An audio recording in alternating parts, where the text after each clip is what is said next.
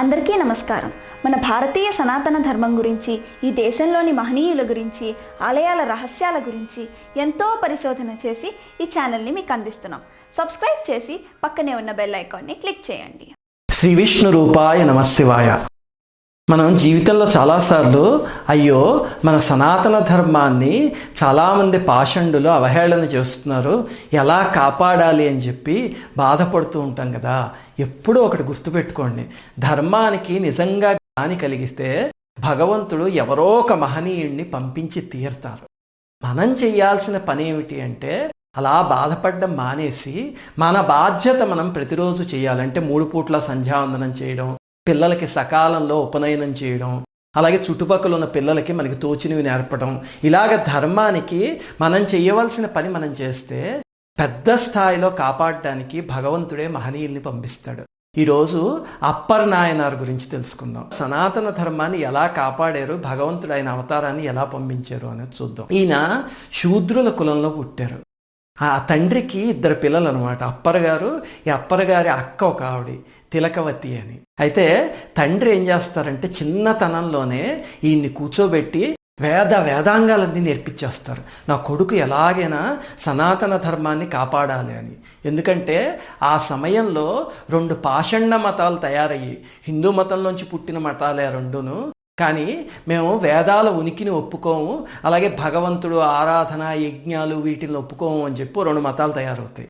వాళ్ళు ఆ కాలంలో రాజులందరినీ ఇన్ఫ్లుయెన్స్ చేసి వాళ్ళ ద్వారా ప్రజలందరినీ పాషండ మతాల వైపు మార్చేస్తూ ఉంటారనమాట. అందుకు బాధపడి అప్పర్ వాళ్ళ నాన్నగారు ఆ పిల్లవాడిని బ్రహ్మాండంగా తయారు చేస్తారు.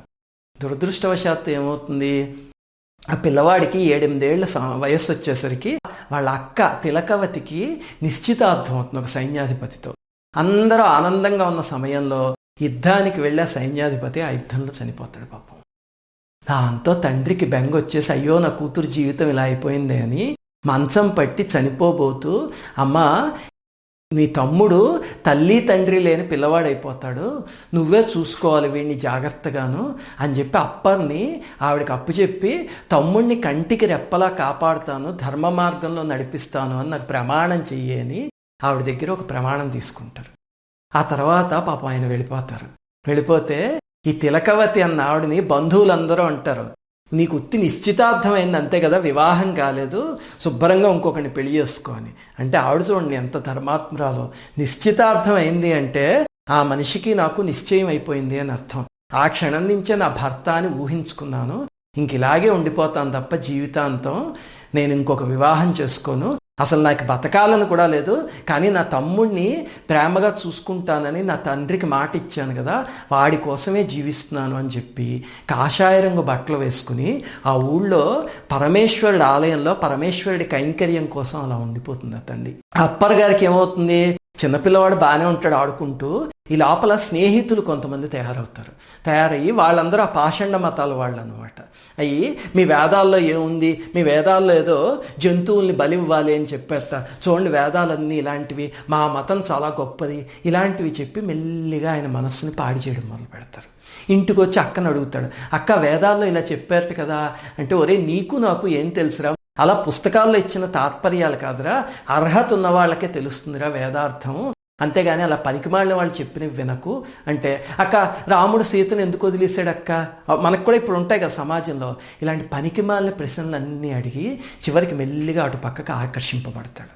వాళ్ళకి మహాసంతోషం, ఎందుకంటే ఈయన వేదాంగాలు చదువుకున్న వ్యక్తి, ఇలాంటి వ్యక్తి చేత వేదాలను తిట్టిస్తే జనాలు వెంటనే నమ్ముతారు కదా.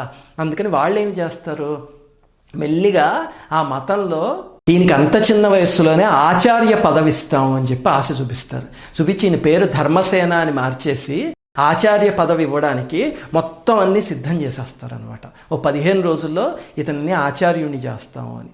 పాపం అక్క విలవిల్లాడిపోతుంది. ఎందుకంటే చూడండి, మనలో కూడా ఇప్పుడు సమాజంలో చూస్తే ఇప్పుడు అలాంటి మతం కూడా ఇంకొకటి ఉంది కదా, అందరినీ మతాలు మార్చేసేది. మనలో పుట్టిన వాళ్ళు కొంతమంది ఏం చేస్తారు, వాళ్ళు ఇచ్చిన డబ్బులకి ఆశపడి వెళ్ళి అక్కడ మన వేదాలని భగవంతుణ్ణి తిడుతూ ఉంటారు. అది ధర్మానికి వ్యతిరేకంగా నడవడం. అలా నడిస్తే ఏమవుతుందంటే ప్రకృతి ఖచ్చితంగా తర్వాత శిక్షించి తీరుతుంది. వాళ్ళ పిల్లలు తర్వాత వంశం ఉంటాయి కదా, అవన్నిటిని కట్టి కుడిపేస్తుంది అలాంటి పాపం చేస్తే. అది ఆ అక్కకి తెలుసు. దాంతో భయపడి అయ్యో నా తమ్ముడు ఎలాగైనా ఉద్ధరింపబడాలి, ఎలాగని ఇంకొక 10 రోజుల్లో ఆ ఆచార్య దీక్ష ఉంటుంది తమ్ముడికి. అయ్యో ఎలాగైనా తమ్ముడిని ఉద్ధరించాలని ఆవిడ తిండి నీళ్లు మానేసి ఆలయంలో పరమేశ్వరుడి దగ్గర కూర్చుని నిరాహార దీక్ష చేస్తుంది. స్వామి నువ్వే కాపాడాలి నా తమ్ముడిని అని.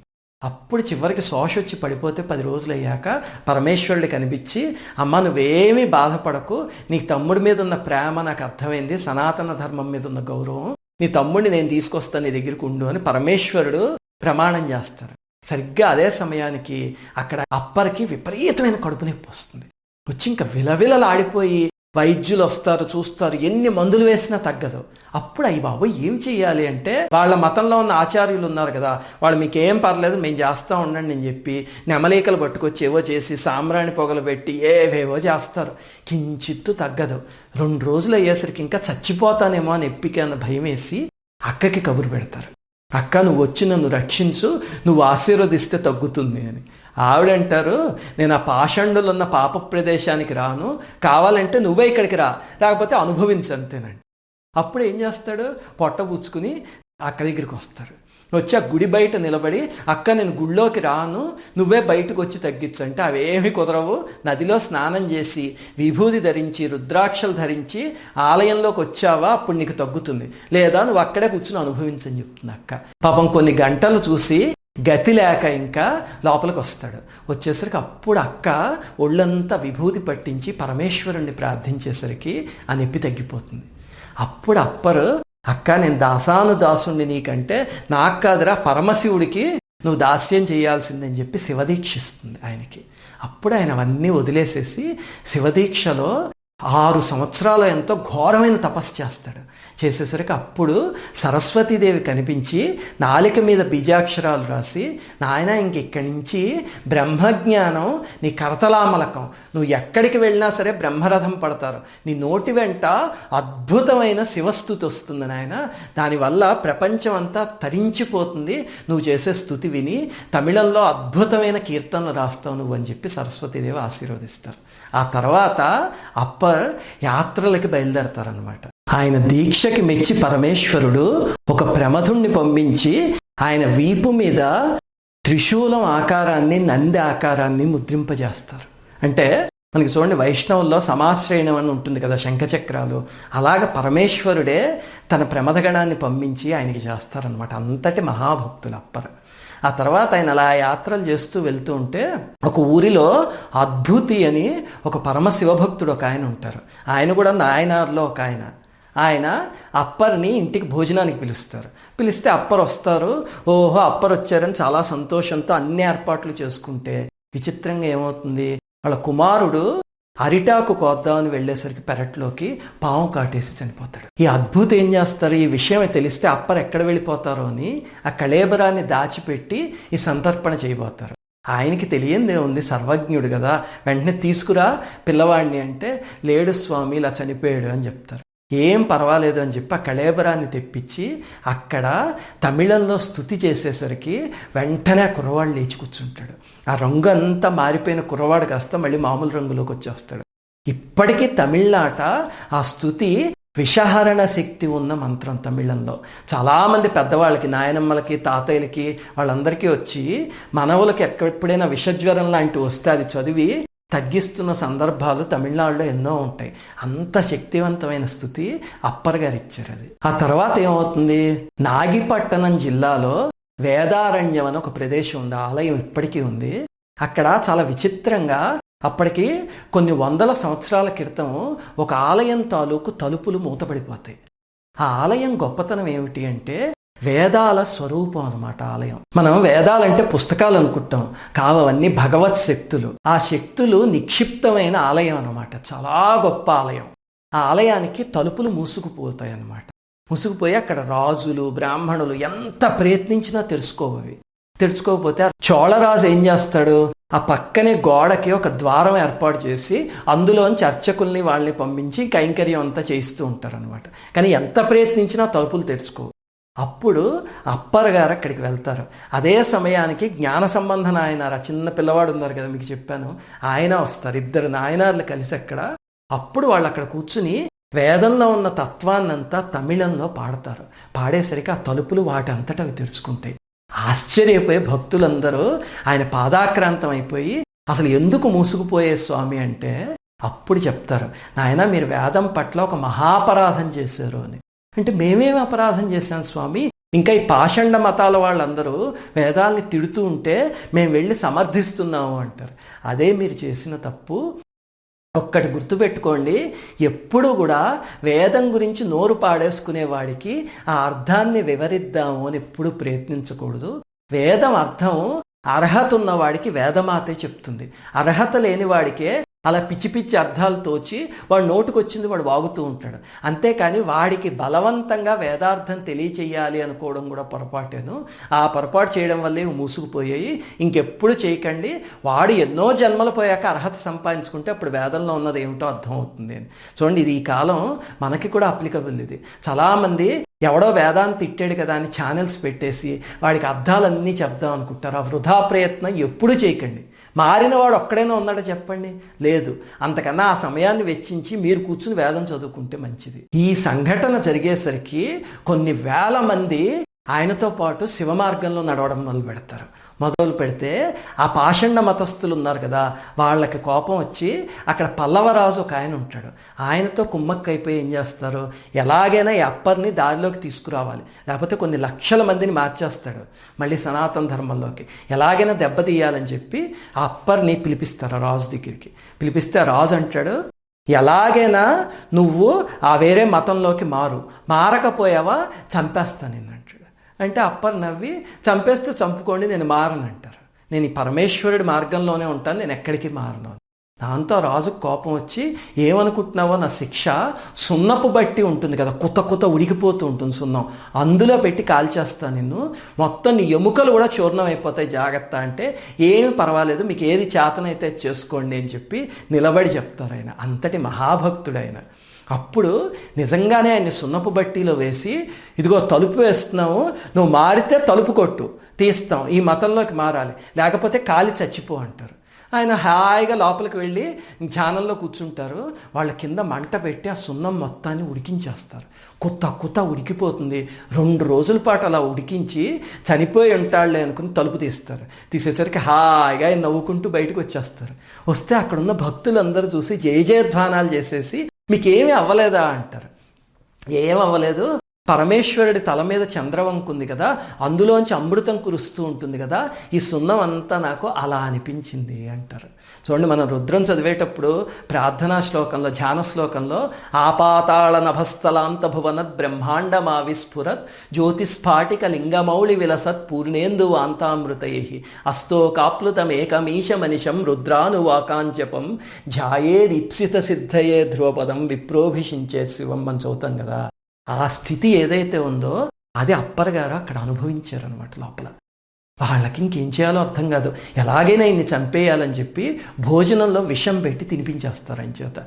ఆయన ఏమీ లేదు, పరమేశ్వరుడికి నివేదన చేసి హాయిగా తినేస్తారు. ఏమీ కాదు అది. ధూర్జటి చూడండి, కాళహస్తి శతకంలో చెప్తారు, పవి పుష్పంబగు నగ్నిమంచగు ఆకూపారం భూమి స్థలంబగు శత్రుండతిమిత్రుడవు విషము దివ్యాహారమౌ నెంచగా అవనీ మండలి లోపలిన్ శివ శివేచ్ఛాభాషణోల్లాసికిన్ శివ నీ నామము సర్వవశ్యకరమౌ శ్రీకాళహస్తీశ్వర అని. అలాగా విషాహారం కూడా ఆయనకి వశం అయిపోయి ప్రకృతి మొత్తం వశమైపోతుంది, ఇంకేమీ చేయదు ఆయన్ని. ఇప్పుడు చివరికి ఏం చేస్తారంటే ఆయన ఒక రాతికి కట్టి తీసుకువెళ్ళి సముద్రంలో పాడేస్తే అందరూ చూస్తూ ఉండగా రాయి పైకి తేలి ఆయన హాయిగా తేలుతూ ఒడ్డుకొచ్చేస్తారు. వచ్చేసరికి అప్పుడు ఆ రాజు అడుగుతాడు, ఒరే మూర్ఖపు సన్యాసుల్లారా, మీరేవో అబద్ధాలు చెప్తున్నారులా ఉంది, ఇంతకాలము వేదానికి ఎంత శక్తి ఉందో చూడండి, ఆ మహనీయుడు నిరూపిస్తున్నాడు, మీరు ద్రోహం చేస్తున్నారు, నా చేత చేయిస్తున్నారు, అందరం నాశనం అయిపోతాం, జాగ్రత్త అని. అంటే వాళ్ళు, మీకు ఏం అక్కర్లేదు ప్రభు, ఈరోజు రాత్రికి అతన్ని చంపి తీరతామంటారు. ఈ లోపల రాజుకి పక్షవాతం వస్తుంది. మహాత్ముల పట్ల ఎప్పుడూ తప్పు చేయకూడదు, చేస్తే ఇదిగో చివరికి పరిస్థితి అలాగే ఉంటుంది. వెంటనే దిక్కులేక అప్పర్ గారిని పిలిపించుకుంటే మళ్ళీ ఆయన పరమేశ్వరుణ్ణి ప్రార్థించి ఆ పక్షవాతాన్ని పోగొడతాడు. అప్పుడు రాజు ఆయన పాదాక్రాంతమై మీకేం కావాలి అని అడిగితే ఏం అక్కర్లేదు, నీ రాజ్యంలో సనాతన ధర్మం లుప్తమైపోయింది, అందుకని ఆ మూఢులందరినీ బయటికి పంపించి మళ్ళీ సనాతన ధర్మాన్ని పునరుద్ధరించు అని చెప్తే రాజు అలాగే చేస్తాడు. చూడండి, అప్పర్ గారు, జ్ఞాన సంబంధర్ గారు ఇలాంటి మహనీయులు లేకపోయి ఉంటే తమిళనాడు మొత్తం పాషండుల పరం అయిపోయింది. ఈ పాటికి మనకు కొన్ని రాష్ట్రాలు తెలుసు కదా, ఇప్పటికే అలా అయిపోయినవి. తమిళనాడు కూడా అలా అయిపోయి ఉండేది. కానీ అక్కడ దేవాలయాలు అవన్నీ ఇంకా అంత వైభవంతో పరిఢవిల్లుతున్నాయంటే ఇలాంటి మహనీయుల స్పర్శ చేత. అలాగా ఎన్నో సంవత్సరాల పాటు ఊరూరా తిరిగి మళ్ళీ సనాతన ధర్మాన్ని పునఃప్రతిష్ఠించిన మహనీయుడు అప్పర్ గారు. ఆఖర్లో ఆయన వృద్ధాప్యంలోకి వచ్చాక పరమేశ్వరుడి సోమాస్కందమూర్తిని కన్నులారా చూడాలి సశరీరంగా అని చెప్పి కైలాస యాత్రకి బయలుదేరతారు. సోమాస్కందమూర్తి అని పరమేశ్వరుడిది ఒక అద్భుతమైన స్వరూపం ఉంది. అర్ధనారీశ్వర తత్వము, అలాగనే నటరాజస్వామి స్వరూపం, వాటన్నిటికన్నా కూడా మహోత్కృష్టమైనది అనమాట. మనకు అసలు మన దగ్గరలోనే కమలాలయం అని సోమాస్కందమూర్తి ఉన్న ఆలయం ఒకటి ఉంది. కానీ మనలో చాలామందికి ఆ ఆలయం విశేషం తెలియదు. మనం వారణాసి, అరుణాచలం అవన్నీ వెళ్ళొస్తూ ఉంటాం తప్ప కమలాలయానికి చాలామంది వెళ్ళం. అద్భుతమైన క్షేత్రం, అతిశక్తివంతమైన క్షేత్రం. అక్కడ పరమేశ్వరుడు సోమాస్కందమూర్తి. అయితే ఆ పరమేశ్వరుణ్ణి సశరీరంగా చూడాలి అని చెప్పి కైలాసానికి బయలుదేరి అలా వెళ్తూ ఉంటే వృద్ధులు కదా, అందులో పాపం నడుముకి చిన్న బట్ట తప్ప ఇంకేం ఉండదు. ఆ చలికి మనిషి అంతా గడ్డగట్టుకుపోయి ఈ చేతులు అవన్నీ కొరికేబడి చివరికి నడవలేక కింద పడిపోతారు. శరీరం కూడా రంగు మారిపోతుంది. అయినా సరే ఎలాగైనా పరమేశ్వరుణ్ణి చూడాలి అని డేక్కుంటూ వెళ్తూ ఉంటారు. అప్పుడు పరమేశ్వరుడు ఒక వృద్ధ సన్యాసి రూపంలో వచ్చి, ఏమిటి నాయనా ఈ వృధా ప్రయాస అంతా నీకెందుకు, ఒక పని చెయ్యి, నీ చేతులు కాళ్ళు అన్నీ నీకు ఇప్పించేస్తా, మీ ఊరు వెళ్ళిపో అంటారు. అనేసరికి స్వామి నాకు వద్దు, నేను పరమేశ్వరుడి దర్శనం చేసుకుంటే చేసుకోవాలి శరీరంతో, లేకపోతే ఇక్కడే చచ్చిపోవాలి, అంతే తప్ప హిమాలయాల్లో నేను మా ఊరు వెళ్ళను అంటారు.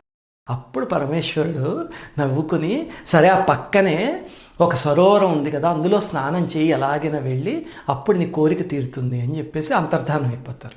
ఈయన డేక్కుంటూ వెళ్ళి ఆ సరోవరంలో పడగానే మళ్ళీ ఓపిక వచ్చేసి అవయవాలన్నీ మామూలుగా అయిపోతాయి. కళ్ళు తెరిచి చూసేసరికి కైలాసంలో పరమేశ్వరుడు, పార్వతీదేవి, కుమారస్వామి వాళ్ళందరి ముందు ఉండి సోమాస్కందమూర్తి దర్శనం అవుతుంది. అయితే పొంగిపోయి, పరమేశ్వర నాకు మోక్షాన్ని అనుగ్రహించు అంటారు.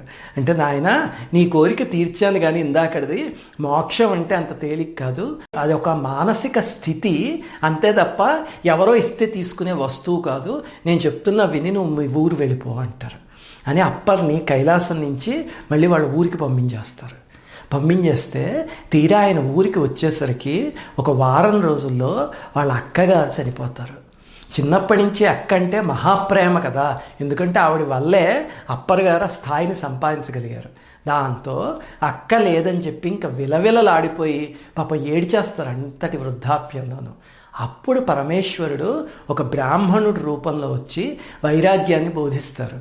నువ్వు కైలాసం వెళ్ళి మోక్షం అడిగావని అందరూ చెప్పుకుంటారే, మోక్షం అంటే ఇదా, అక్క చనిపోతే అది గ్రహించలేక విలవిల్లాడిపోయి ఏడ్చేసావు, ఇంకా మోక్షస్థితి ఎక్కడి నుంచి వస్తుంది అని వైరాగ్యం అంతా బోధించి ఆయన మనస్థితి మోక్షస్థితికి సరిపోయేలాగొచ్చాక అప్పుడు తిరుప్పుగులూరు అని ఒక క్షేత్రం ఉంది. అక్కడ అగ్నిపురీశ్వరుడు అని పరమేశ్వరుణ్ణి పిలుస్తారనమాట.